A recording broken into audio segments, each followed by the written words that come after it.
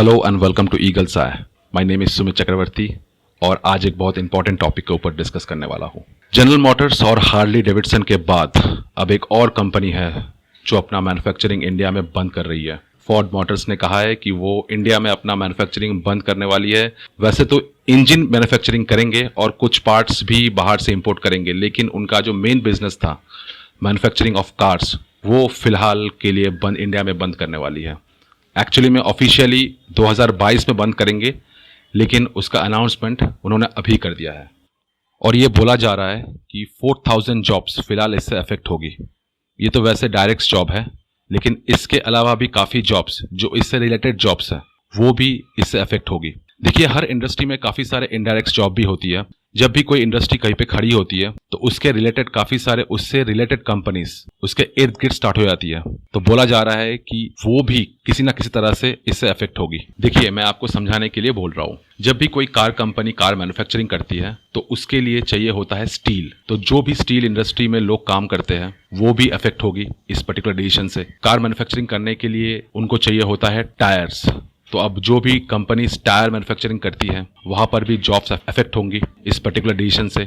इसीलिए दुनिया भर में जो सारे गवर्नमेंट है, सरकार है, कोशिश करती है कि ऑटोमोबाइल सेक्टर या जो टू व्हीलर कंपनीज है ये उसका प्रोडक्शन फंक्शनल रखे, ताकि इससे काफ़ी सारे जो जॉब्स है वो सस्टेन रहे। और लगातार कार मैन्युफैक्चरिंग कंपनीज इंडिया से पीछे हट रही है, तो ये एक बहुत ही नेगेटिव साइन है इंडिया के लिए। और फोर्ड मोटर्स यहाँ पे भारत को छोड़ के जा रही है आफ्टर $2 बिलियन के लॉस के बाद। मतलब अगर हम इंडियन रुपीज में बात करें तो करीब करीब 15,000 करोड़ रुपए की बात कर रहा हूँ मैं यहाँ पे। देखिए, जो हमारा गवर्नमेंट है उसका बेसिक इंटेंशन है यहाँ पे अभी फिलहाल कि हमारा जो इंडिया में ऑटोमोबाइल सेक्टर है उसका कंट्रीब्यूशन एज पर GDP है अराउंड 7.1% और इसको बढ़ा के ये कर दे 12%। और फ्यूचर के लिए हमारे कंट्री में इस सेक्टर से अराउंड 5 करोड़ जॉब्स निकले, वेरस अभी के लिए 3,70,00,000 जॉब्स इस सेक्टर से निकलते हैं। देखिए, जो इतनी सारी जॉब्स है ये कोई एक कंपनी या फिर कोई एक ग्रुप ऑफ कंपनी से नहीं निकलती है, क्योंकि जब भी कोई नई कंपनी अपना सेटअप करती है तो उसके आसपास काफी सारे उससे रिलेटेड कंपनीज भी स्टार्ट हो जाती है। तो ये जो 5 करोड़ का आंकड़ा है ये उन सब इंडस्ट्री, उन सब कंपनियों को मिला के किया गया है। नाउ आगे बढ़ने से पहले I would like to request all my viewers not to skip this video, and if you are new in this channel kindly subscribe my channel. और अगर आपको ये वीडियो अच्छी लगती है तो kindly hit the like button, and if you have anything to say you can go to the comment section and you can give your opinion. Now अगर हम बात करें दुनिया में 10 बिगेस्ट कार मैन्युफैक्चरिंग कंपनी की, तो उसमें हमें रैंक 4 या रैंक 5 में फोर्ड मोटर्स का नाम जरूर दिखेगा। वैसे तो दुनिया में सबसे बड़ा जो कार मैन्युफैक्चरिंग कंपनी है उसे माना जाता है टोयोटा मोटर्स को। ये एक जापानीज कंपनी है और interestingly even in north America में भी इस जापानीज कंपनी ने फोर्ड मोटर्स को पीछे छोड़ दिया है। लेकिन अपने आप में ये फोर्ड मोटर्स एक बहुत बड़ी कंपनी है। इस कंपनी की शुरुआत हुई थी 1903 में और दुनिया भर में इन्होंने लाखों गाड़ियां बेची है और काफी सारे डिजाइन है फोर्ड मोटर्स के खुद के। लेकिन इंडिया में इनको ज्यादा प्रॉफिट नहीं मिल पा रहा है और ये लास्ट 25 सालों से इंडिया में कार मैन्युफैक्चरिंग कर रही है। सिंस ये ग्लोबल कंपनी है, पर कभी भी फोर्ड मोटर्स ने 100% या फिर आप बोल सकते हो 70% या 80% मेक इन इंडिया कॉन्सेप्ट को सीरियसली लिया ही नहीं है, या फिर आप बोल सकते हो इनको ट्राई ही नहीं किया है। सिंस ये एक बहुत बड़ी कंपनी है और इनका सप्लाई चेन भी बहुत बड़ा है, इवन इनका प्लान्स काफी जगह पे है, जैसे वियतनाम में है, फिलीपींस में है, इवन इन मिडिल ईस्ट में भी इनके काफी सारे प्लांट्स हैं। तो काफी बार ये क्या करते हैं, ये अपने कार के काफी सारे पार्ट्स या फिर कभी कभी ये पूरी कार ही बाहर से इंपोर्ट करके इंडिया में लाते हैं और फिर सेल करते हैं। तो इसमें एक प्रॉब्लम आती है। क्या आता है प्रॉब्लम? जब भी ये बाहर से कोई भी सामान इंपोर्ट करते हैं तो इनको पे करना होता है हेवी इंपोर्ट ड्यूटी। तो उस वजह से जो ये जापानीज कंपनी या फिर जो साउथ कोरियन कंपनी है जैसे टोयोटा और हुंडई, ये उनसे कभी भी प्रॉपरली कंपीट कर ही नहीं पाती है। और मैं कहूंगा ऑलमोस्ट सेम कहानी थी जनरल मोटर्स की और हार्ली डेविडसन की। मगर फोर्ड मोटर्स जाने से पहले जो कमेंट्री दिया है वो काफी चिंताजनक है। उन्होंने कहा है कि इंडिया में जो कार मार्केट है वो कोई खास ग्रोथ दिख नहीं रहा है, तो इसीलिए वो अभी यहां से निकलना चाहते हैं। देखिए, जो लास्ट के 10 साल है उसमें वैसे ही ऑटोमोबाइल सेक्टर की जो ग्रोथ है वो वैसे ही थोड़ी स्लो चल रही है। इसका एक बहुत बड़ा रीजन है कि पब्लिक ट्रांसपोर्ट काफी हद तक इंप्रूव हो चुकी है और हमारी जो मेट्रोपॉलिटन सिटीज है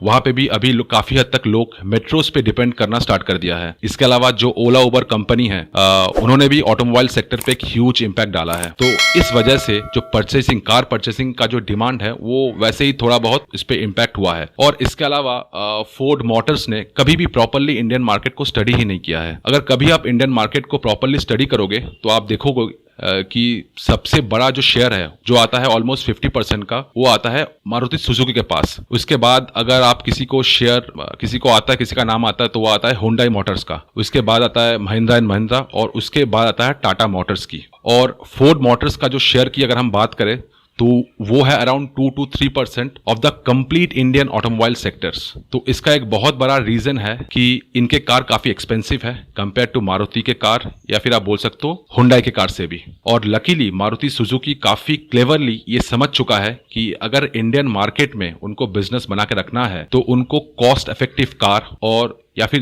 जो कार ज्यादा माइलेज देती है उसे कैसे बनाया जाए। तो फोर्ड मोटर्स की पीछे रहने की बहुत सारे कारण है। फर्स्ट ऑफ ऑल, इन्होंने काफी सारे इंपोर्ट ड्यूटीज पे किया है। इन्होंने कभी इंडियन मार्केट पे प्रॉपरली एडवर्टाइजमेंट या फिर प्रॉपरली मार्केटिंग किया ही नहीं है, इसलिए जो मिडिल क्लास है इंडिया में उनको कभी इनकी कार उतनी पसंद आई ही नहीं। और दूसरी तरफ अगर हम देखें तो टोयोटा, हुंडई या फिर आप मारुति की कार बोल सकते हो, उसकी डिमांड दिन ब दिन बढ़ती ही जा रही है। अगर आप यूएस मार्केट को देखो तो आप जान के हैरान हो जाओगे कि फोर्ड जो एक यूएस बेस्ड कंपनी है, ये वहां पर भी नंबर 1 रैंक नहीं होल्ड कर रही है। यूएस में फोर्ड मोटर्स की रैंकिंग कभी आपको 3 या फिर कभी आपको 4 में आती हुई दिखेगी। तो ओवरऑल में जो फोर्ड कंपनी है वो इंटरनेशनली लास्ट 10 साल में, चाहे आप इंडियन मार्केट की बात करो या फिर यूएस मार्केट की बात करो या फिर अगर हम यूरोपियन मार्केट को देखते हैं, तो ओवरऑल में अपना मार्केट शेयर फोर्ड ने बहुत लूज किया है लास्ट 10 साल में। देखिए, फोर्ड यूएस में ग्रो करे या ना करे इससे हमें कोई मतलब नहीं है, लेकिन जो मेक इन इंडिया कॉन्सेप्ट है इसका